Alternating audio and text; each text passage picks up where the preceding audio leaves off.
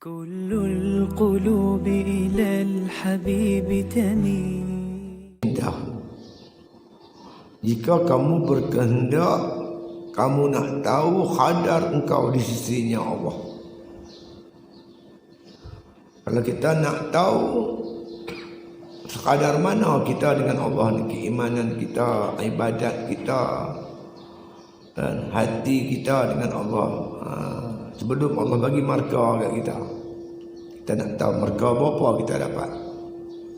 Ya. Fanzur fi ma za yuqimuka fihi. Fanzur, maka engkau tilik, kau perhati, fi ma, pada barang apa?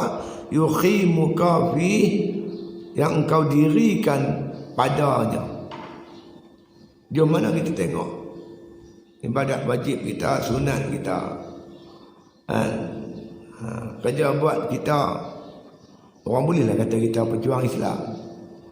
Orang tengok pada zahir, tapi kita ni, kita tahu sendiri lah. Adakah kita bersungguh-sungguh, berhabis-habisan? Ni Allah letak dah syarat, walladzina jahadu fina lanahdiyannahum subulana. Sabar sungguh-sungguh di jalan kami, kita curahkan kesungguhan, ijtihad, jihad kita berhabis-habisan, baru datang tu pertolongan Allah. Lanahdiyannahum subulana, kami tunjuk jalan. Tuhan nak bagi jalan kat kita tu, jalan kemenangan tu, kejayaan tu. Kita kena buktikan kesungguhan kita.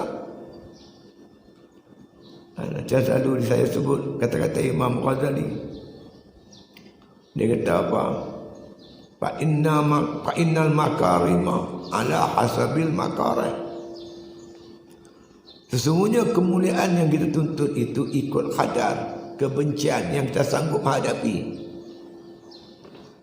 Tahu mana kita mampu menghadapi benda yang kita tak suka. Lagi tinggi kita mampu menghadapinya, lagi tinggilah kemuliaan yang Allah bagi kepada kita. Mana ada yang bulat datang bergolek, yang pipih datang melayang? Mana ada? Tak ada. Dia perlu dibuktikan dengan kesungguhan. Jadi kalau kita nak tahu kejayaan kita, berjayakah aku, takkah? Nilai lah. Jom mana kita dirikan. Kita buktikan jihad kita, kesungguhan kita tu. Ya. Syurga bukan makna kata satu yang mudah. Ala innal jannata hubbat makarah, kata Imam Ghazali, kata Rasulullah SAW. Syurga itu dikelilingi oleh perkara yang dibenci. Nak masuk syurga tu kita terpaksa menghadapi jalan ke situ tu, jalan yang kita tak suka. Sebab itulah jalan ke syurga. Ala innan nara hubbat bisyahwat. Jaga-jaga, kata Rasulullah. Neraka itu dikelilingi oleh perkara yang kamu suka, nafsu suka. Jadi bila kita nak masuk syurga, terpaksa menghadapi kesukaran dan kepayahan. Duduk tidur yang boleh jadi. Saya sebut banyak kali lah. Kita buat kajian, punca pondok mati siapa? Yang pondok habis mati ni. Pernah di Kedah 400 biji pondok. Tahfiz mati, pondok mati. Di antara punca dia masalah kewangan. Kita bercakap kewangan, tapi nak buat tu, kita nak bentuk satu kekuatan ekonomi tu dengan mudah. Siapa nak bagi kita? Derma boleh lah. Sehari dua orang boleh lah bagi derma. Lama-lama orang tak akan mampu bagi. Kita letak satu tapak yang kukuh untuk generasi yang akan datang. Yang mereka orang kafir lah, daripada sokongan antara bangsa. Israel bagi, Yahudi bagi, Amerika bagi, mereka. Tukar-tukar mereka hebat-hebat. Dan nak Islam tu tegak, tapi dengan jalan yang mudah, mana dapat. Ni yang ada lah, ni hasil perjuangan orang tua-tua dulu, tahu tak? Terpayah orang dulu. Jadi kalau kita teringin nak benda bagus, kita kena sungguh-sungguh. Kan senang kita mungkin kita zaman lalu tengok orang tua-tua pokok terian dah ada. Tapi tu fikir macam mana nak tanam pokok terian tu? dengan hutan belantara, dengan kapak beliung dia, dengan balak dia. Macam mana dia boleh diri, dia boleh tanam pokok durian yang kita hari ni dapat hasil? Dia macam orang dulu. Lama daripada Yaman tu, naik sampan dia. Daripada Yaman sampai Malaysia ni. Pondok-pondok di Malaysia ni, kalau kita pergi Yaman, mengaji sana, dengan kitab yang untuk pondok sini mengajar, sama je kitab dia. Menunjukkan orang Yaman datang mengajar di sini, buka pondok di sini. Kesan-kesan sejarah pondok ada lagi. Hasil perjuangan dia apa tu lah, yang kita hari ni dapat. Kita nak warisi generasi akan datang. Untuk macam mana? Jadi kita sendiri boleh nilai. Musuh dia tengok macam-macam dia buat. Dia pun tak duduk diam. Dia tak nak tidur. Musuh tak nak tidur satu hari pun, sesaat pun untuk fikir macam mana nak menjadamkan Islam. Yang kita nak pertahankan Islam ni sambil lewa. Mana boleh? Kena sungguh-sungguh. Bersungguh-sungguh tu baru boleh. Jadi Imam Bapak Syekh Ibn Atta ingatkan kita, kalau kita betul-betul nak nilai diri kita, jauh mana qadar kita, hebatnya kita, kuatnya kita, dekatnya kita dengan Allah, kasihnya Allah pada kita. Fanzur fima yuqimuka fi, maka engkau tiliklah pada barang yang kau dirikan padanya, benda yang kau telah buat. Kita masuk beli perkataan kita sendiri pun tahu. Aku memang tak boleh jawab soalan ni, memang tak boleh jawab sebab kita tak buat persiapan.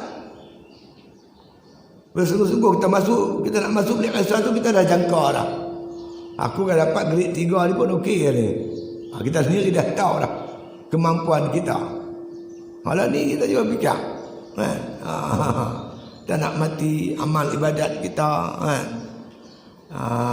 Jadi kalau kita nak tahu, kita nak tahu makna kita jauh mana, kita kata jauh mana qadar kita ni, kita tidiklah jauh mana kita telah mendirikan, makna kita kata mendirikan hak-hak sesuatu perkara itu. Pada contoh kita nak nilai makrifah kita dengan Tuhan. Allah sebut innamal mu'minuna idza dzukirallahu wajilat qulubuhum. Orang beriman dah sebut nama Allah, gemetar hatinya. Ada terasa tergentak hati kita. Pukul 5 pagi saya dengar nada azan. Dia main pada puas yang kita duduk di masjid ni. Macam pukul 5 pagi tu nada azan lah, bangkitkan kita. Kita tidur lagi. Azan tu panggil kita dengan nama Allah. Allahu Akbar, Allahu Akbar. Kalau orang yang hatinya tu betul-betul membesarkan Allah, dia akan rasa terpanggil. Dia akan tidur lagi dah, dia akan bangkit. Padahal yang panggil tu Allah. Sebut lagi nama Nabi Muhammad, asyhadu an la ilaha illallah wa asyhadu anna Muhammadar Rasul. Orang yang di dadanya ni kalau ada kalimah syahadah, dia akan terpanggil. Sebab tu azan dia tak ada pula, hoi mai sembahyang, kan macam tu. Didulukan dengan membesarkan Allah. Allahu Akbar, Allahu Akbar. Betul-betul kalau kita orang yang membesarkan Allah, kita akan terpanggil, kita akan bangkit. Kita takkan tidur lagi dah. Takkan tak dengar azan pun dekat ya. Kita tidur lagi. Pukul 6.30 baru main subuh. Subuh masuk pukul 7, pukul 6. Pukul 6.30 baru kita main masjid. Kita boleh nilai khadar kita dengan Allah Ta'ala. Besok kalau Allah tanya, malaikat tanya, wa ma imamuka? Wa man rabbuka? Siapa Tuhan kamu? Bolehkah kita jawab kita bertuhankan Allah?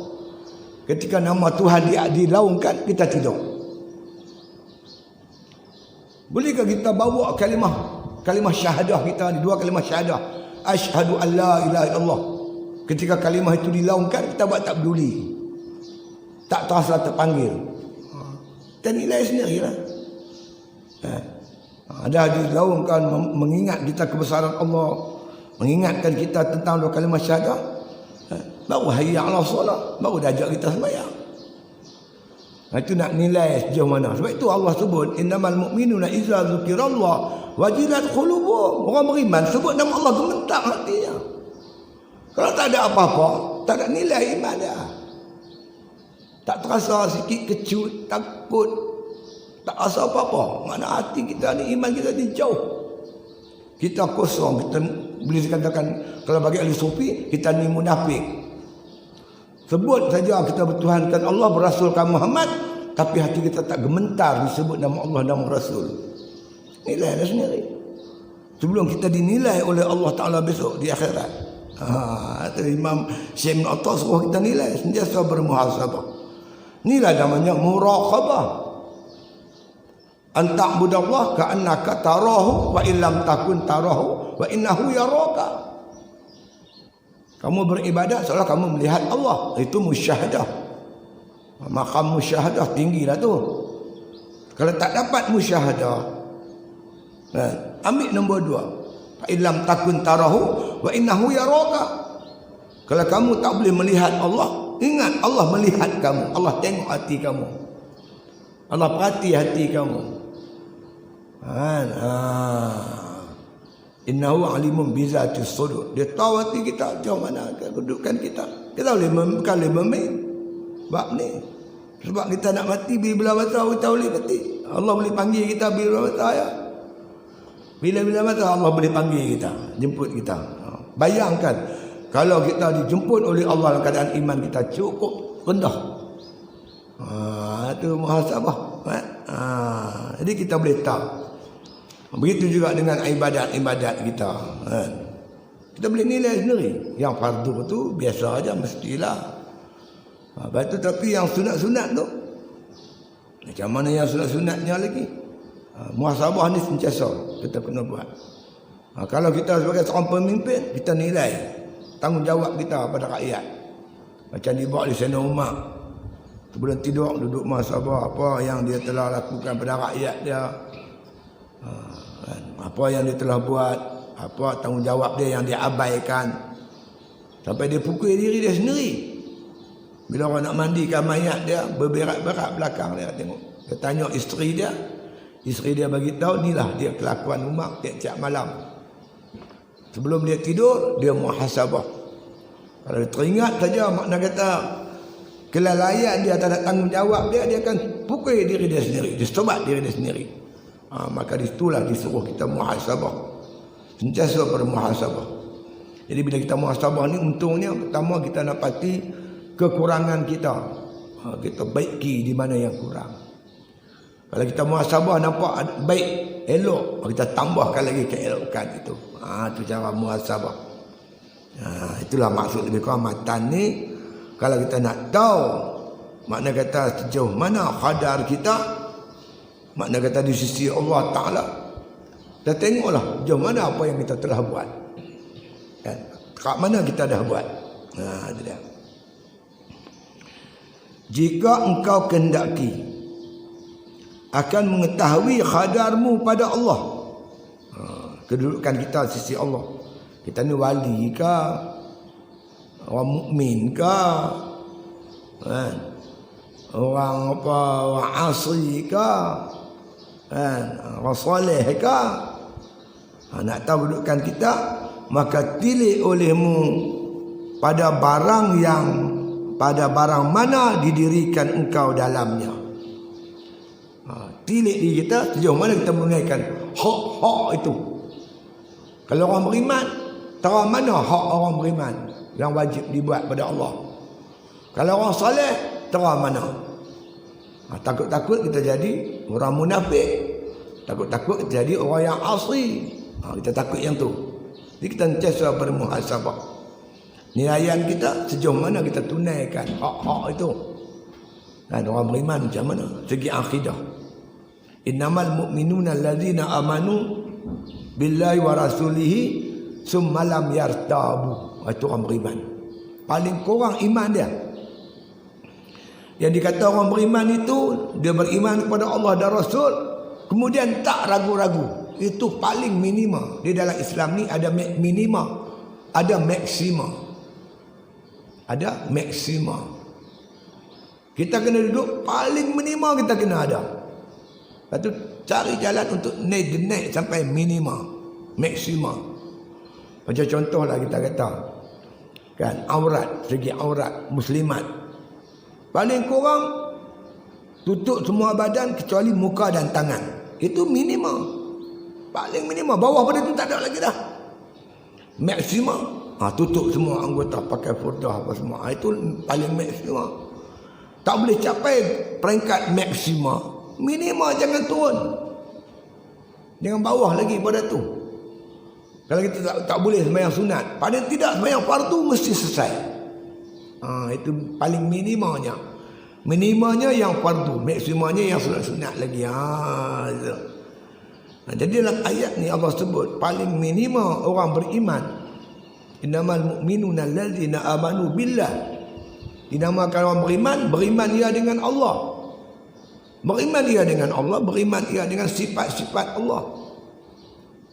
Beriman dengan hukum-hukum Allah Ta'ala. Beriman dengan Allah dan beriman dengan segala apa yang didatangkan oleh Allah Ta'ala.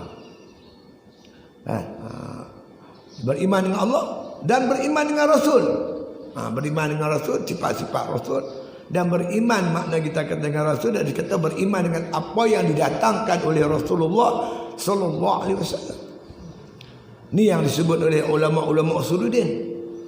Iman ada dua, ada iman mujmal, ada iman mufassal.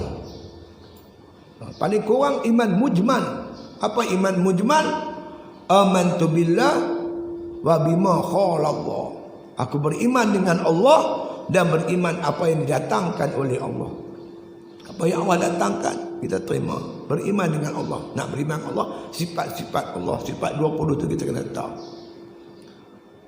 Yang kedua, wa amantu bi rasul, dan aku beriman dengan Rasul, wa bima qala Rasulullah sallallahu alaihi wasallam. Beriman dengan Rasul dan beriman dengan apa yang didatangkan oleh Rasul. Beriman dengan Allah dan hukum Allah, beriman dengan Rasul dan ajaran Rasul, sunnah Rasul. Summa lam yartabu, kemudian tak ragu-ragu. Ini paling minimum. Tapi naik lagi pada tu, nak memperkuatkan iman kita, wajahadu bi amwalihim wa anfusihim fi sabilillah. Mereka berjihad dengan jiwa, dengan diri mereka dan harta benda mereka di jalan Allah. Berjihad melaksanakan titah perintah Allah, menegakkan hukum Allah. Kan? Ulaika humus shadiqun. Ini baru orang betul, orang yang sadiq, yang benar. Jadi benda ni kita boleh nilai kadar kita, jauh mana amalan kita, jauh mana dia amalan makin lama makin meningkat, makin lama makin meningkat. Kalau tak boleh meningkat, duduk tempat di mana kita berada. Jangan turun ke bawah lagi, naik lagi martabat kita, naik lagi, banyakkan amal. Kerana iman ni dia kuat dengan amal ibadat. Dia lemah bila kita buat maksiat. Baja iman ialah taat. Kita tanam pokok, kena buah baja. Tak buah baja tak boleh. Baja iman, taat, ketaatan kepada Allah. Dalam masa yang sama, jangan buat maksiat. Bila buat maksiat, iman kita lemah, binasa, rosak. Itu dia. Begitulah kita nak menilai muhasabah. Sejauh mana makna kata kedudukan kita di sisi Allah. Kita sendiri tahulah sejauh mana yang kita telah lakukan. Maka jikalau didirikan engkau dalam menuntut dunia dan kasih daripada segala syahwatnya dan tiada lazat, maka sungguhnya dihinakan, dijauhkan engkau daripada pintunya. Jadi kita nak menilai kedudukan kita di sisi Allah. Dekatkah, hampirkah?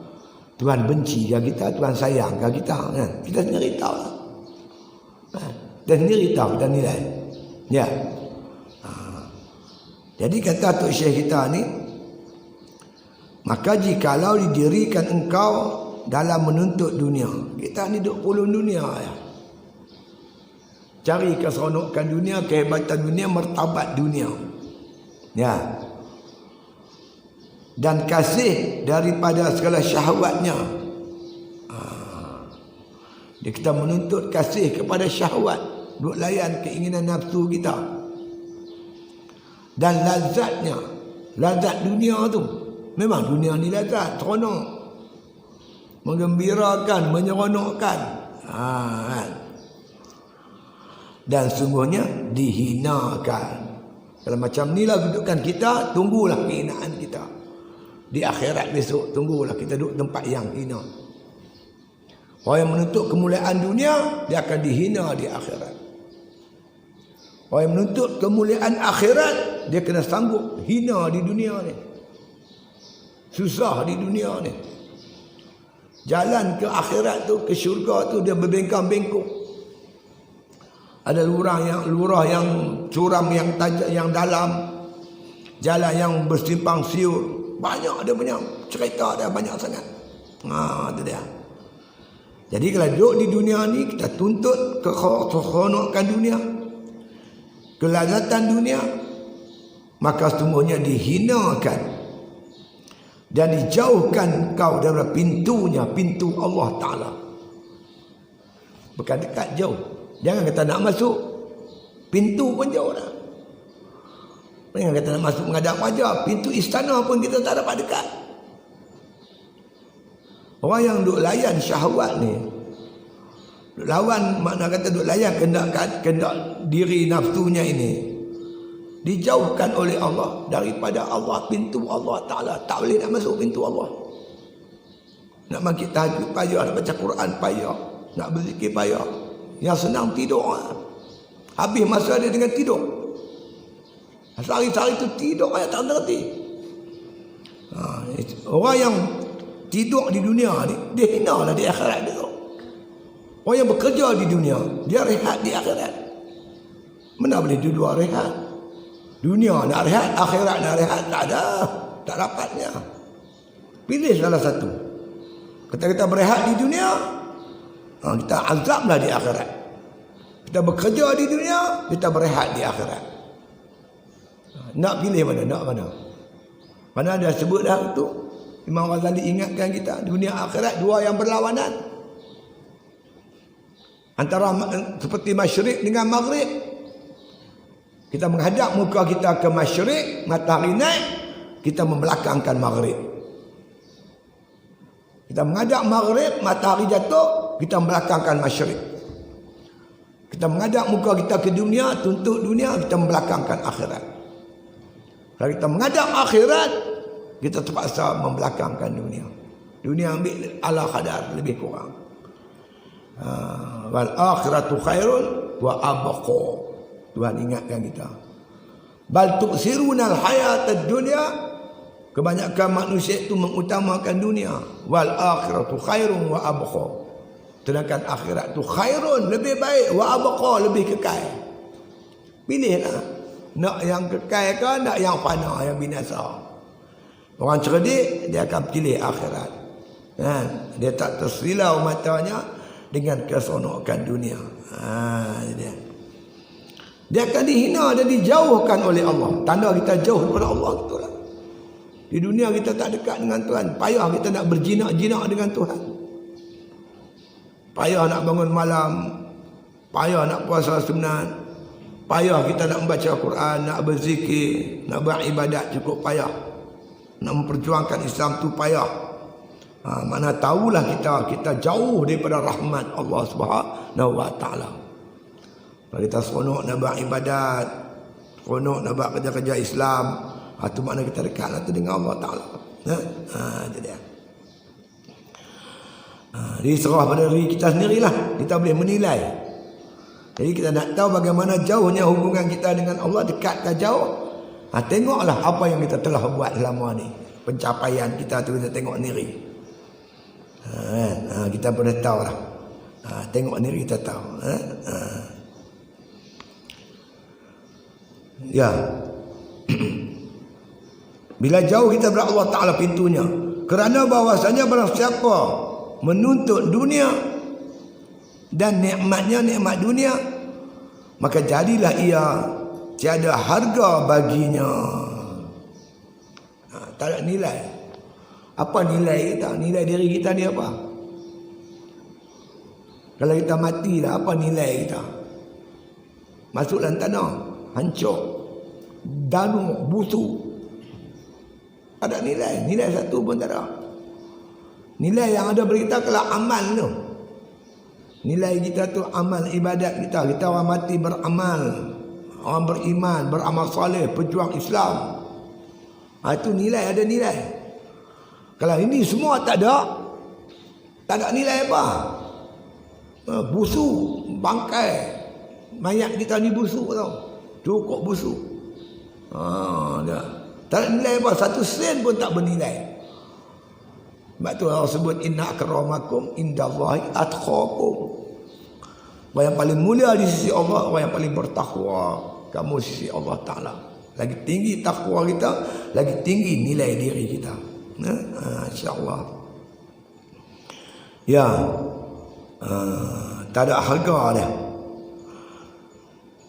Dari kerana kasih lain daripada Allah Subhanahu Wa Ta'ala. Kerana kita di dunia ni kita kasih lain daripada Allah. Kasih pada nafsu, syahwat, kasih kepada dunia, dan tak kasih kepada Allah Ta'ala. Bila kita tak kasih kepada Allah, Allah tak kasih kepada kita. Tok Guru saya kata, tanda Allah kasihkan kita, Allah campak hati kita ni kasih kepada kerja-kerja Islam, kasih kepada ibadat, kasih kepada kerja-kerja Islam. Bila Allah kasihkan seorang hamba tu, dicampak di hati dia kasih kepada Islam, kerja-kerja Islam. Kita buat kerana Allah. Itu alamat kita hampir dengan Allah. Kan? Kalau kita ni jauh pada kerja-kerja Islam, maknanya Allah tak suka kita, Allah benci kita. Allah sibukkan kita dengan kerja-kerja lain. Ada kerja satu hari tak? Yang tak ada kerja apa dah? Kerja dia apa? Tidur. Itulah kerja dia. Satu kerja dia tidur. Tidur. Main pondok ni, kalau kita buat jadual, tidur lebih banyak daripada mengaji. Mengaji lama mana ya? Lebih katalah sejam kuliah. Berapa kali kita kuliah? 3 jam. 3 jam tu lah dah. Hal itu tidur. Banyak tidur, banyak bersembang. Cakap kosong. Tak ada faedah. Jadi kita nilai lah diri kita sendiri. Allah dah sebut dah. Wallazina jahadu fina lanahdiyannahum subulana. Jadi Allah Ta'ala ni dia akan bagi petunjuk kepada orang yang bersungguh-sungguh. Kita tengok sini apa, aku ni apa tak erti apa. Tak erti baca Quran, tak erti tajwid. Cari kawan-kawan kita sini yang boleh baca Quran, yang tajwidnya elok. Boleh tak aku nak mengaji dengan hang? Kita mengaji dengan dia. Apa lagi? Oh, aku ni Usuluddin sifat 20, tak apa nak tahu. Cari kawan yang reti sifat 20. Itu cara-cara kita mengaji. Saya mengaji dulu, saya cari tok guru. Saya jumpa hinakan diri pada tok guru. Saya jumpa Pak Landin Arwah. Jumpa dia pergi sembang dia Pak Lang. Saya nak abang betul Pak Lang, saya ni kosong. Saya ni kosong, apa pun tak ada. Boleh dah Pak Lang bagi masa kat saya. Pukul 3 pagi pun saya main, saya kata. Pak Lang abang lah pukul berapa pun saya main. Tengok muka saya. Lepas tu dia kata macam ni lah sidik dia lah. Hamai lepas asar hamai. Mai asar sini, lepas tu lepas mai asar aku mengajak hang mengaji. Lepas tu aku nak pergi mengaji, mengajak di masjid-masjid lain. Saya kata tak apa. Lepas pejabat tu terus mai asar di pondok dia. Lepas tu mengaji dengan dia sejam. Tiap-tiap hari kita hari Jumaat. Saya pergi jumpa seawang, ada seawang duk hidup ni, awang pondok Lanai. Saya kata, Tok Guru, saya ni umur dah dekat 30 Tok Guru. Tapi saya sifat 20 ni tak apa nak nampak lagi. Boleh dah ajak saya. Tok Guru abang lah pukul berapa saya main. Macam dia setuju. Tiap-tiap hari Jumaat pukul 8 pagi. Jemaat 8 pagi. Dulu saya duduk Lustak tu, pergi Pondok Lanai. Naik motor Honda Cup. Tolak sebelum subuh. Subuh di Gurun. Di Masjid Gurun saya subuh situ. Saya sampai Pokok Lanai. Lebih kurang pukul 8. 7.30, 8 saya sampai. Ustaz Awang dia habis buat kuliah subuh di pondok dia. Saya mengaji. Berdua kami mengaji. Tanya ada hidup ni. Berkat kesungguhan kamaknya. Janji Allah wallazina jahadu fina lanahdiyannahum subulana. Siapa sungguh-sungguh di jalan kami, baru kami tunjuk jalan kat dia.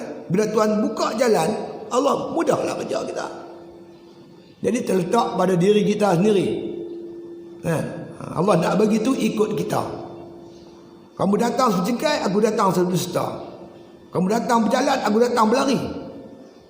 Kita kena buktikan kepada Allah Ta'ala kita nak.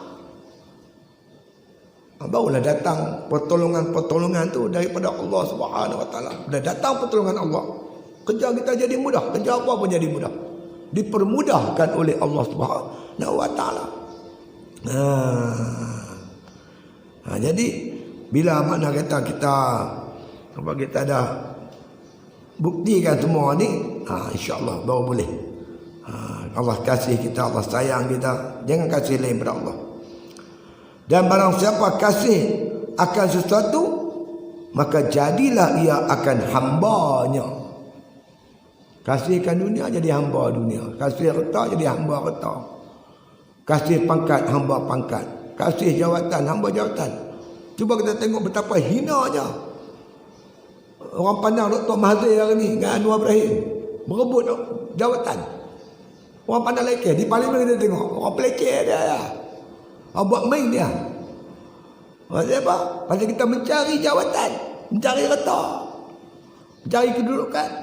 Cuba kita buat kerja kerana Allah Ta'ala, insya-Allah. Janganlah. Baik itulah dalam kitab-kitab tasawuf, kebanyakannya kita Imam Ghazali, dia sebut adab-adab menuntut ilmu. Dia tekan sungguh-sungguh. Jangan kita makna kata mencari lain daripada Allah Ta'ala. Laisal ilmi bi kasratir riwayati, innamal ilmu nurun yukhzif bihi al-qalbi. Bukan ilmu banyak riwayat.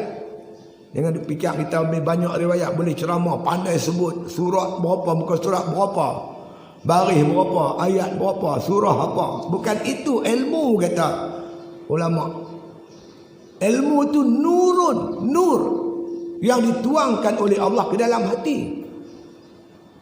Jadi nur ni, ilmu itu nur yang datang daripada Allah. Allah tuang dalam hati manusia, hamba-hamba dia. Jadi hati ni wadah untuk menerima nur, menerima ilmu. Hati tu tak boleh kotor, kena bersih kerana Allah. Bila masuk nur tu ke dalam hati, barulah hati kita bercahaya dengan nur, cahaya ilmu. Hati kotor tak boleh, tak layak menerima nur. Macam cawan lah, hati ni macam wadah, macam cawan, bekas cawan. Cawan yang kotor, ada tik kucing lah, tik cicak lah, tak layak menerima minuman. Kalau kita tuang minuman dalam cawan yang kotor, kita sendiri tak mampu nak minum.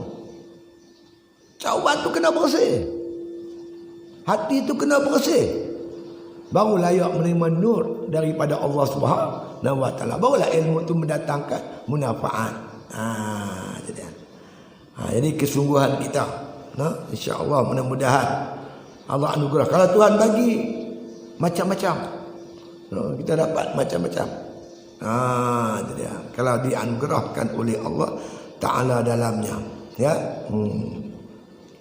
Kalau ingat kata Tok Pula Manik, kalau kita kasihkan sesuatu tu, kita jadi hamba sesuatu. Kasih nafsu, hamba nafsu. Kasih kepada harta, hamba harta. Kasih dunia, hamba dunia. Kasih Allah, hamba Allah. Dan jikalau didirikan engkau dalam menuntut segala halat dan makhamat dan mukasyafat, maka jadilah engkau hamba sekalian itu, dan kecil harga engkau. Kalau kita beribadat ini didirikan engkau akan menuntut segala halat. Halat ni hal, jamak bagi hal. Ahwal pun dia, halat pun dia. Halat ni hal-hal, kelakuan-kelakuan batin. Rasa gerun, rasa takut pada Tuhan, rasa kasih pada Allah. Ini semua hal-hal, kelakuan-kelakuan batin. Kita buat ibadat tuntut yang tu. Bagi ahli sufi itu pun tak kenal lagi tu. Tak betul lagi. Itu dikira ghairullah. Itu dikira lain daripada Allah lagi tu. Dia nak kasihkan Allah, tuntut kerana Allah. Dan maqamat, tuntut makam.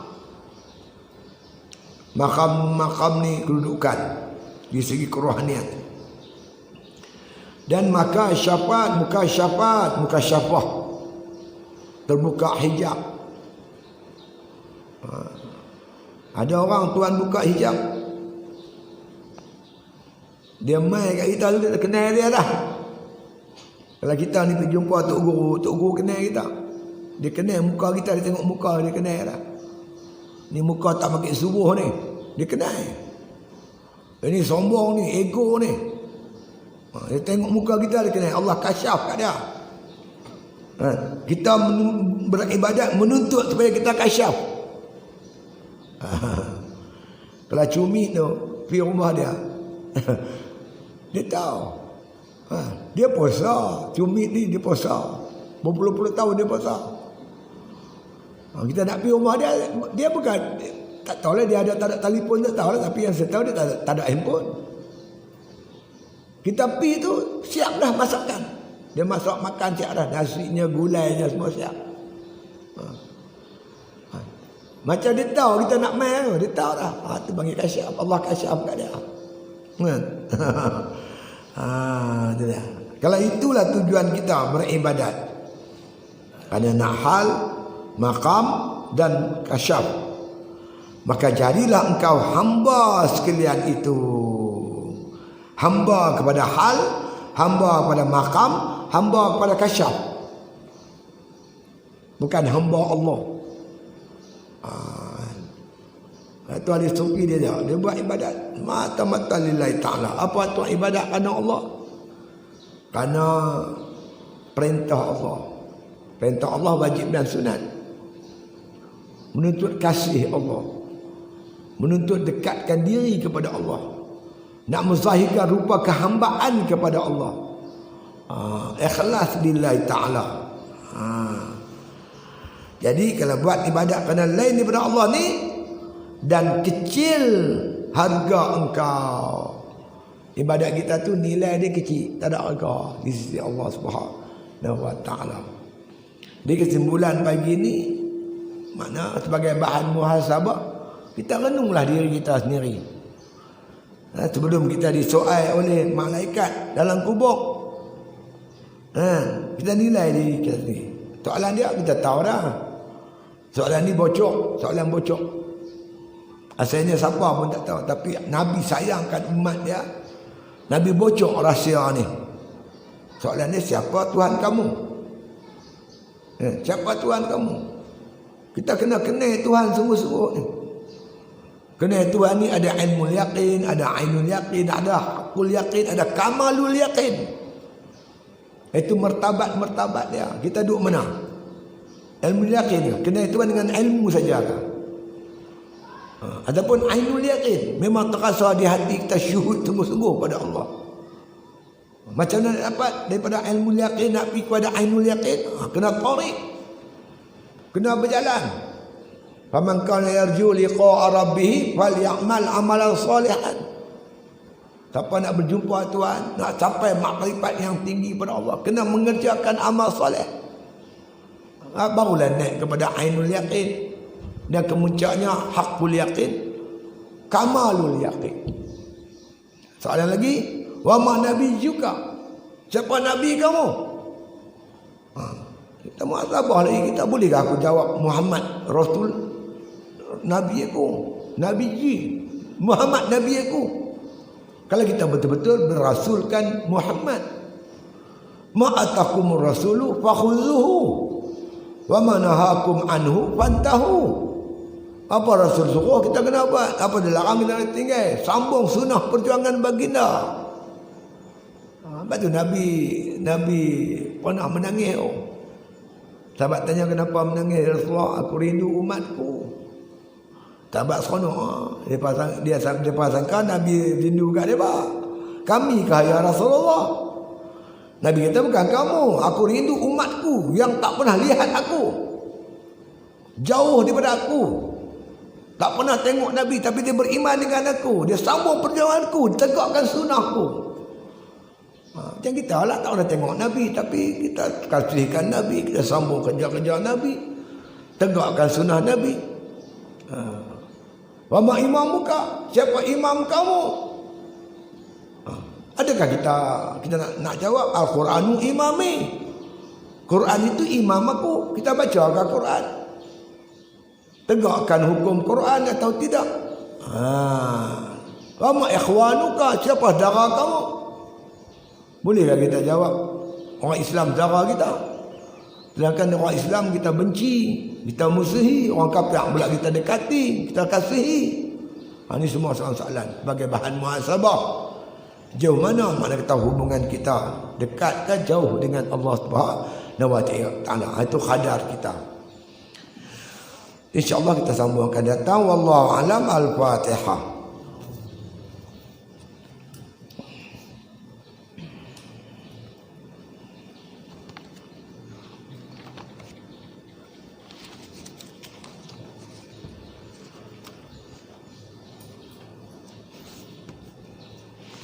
Bismillahirrahmanirrahim. Alhamdulillahirabbil alamin.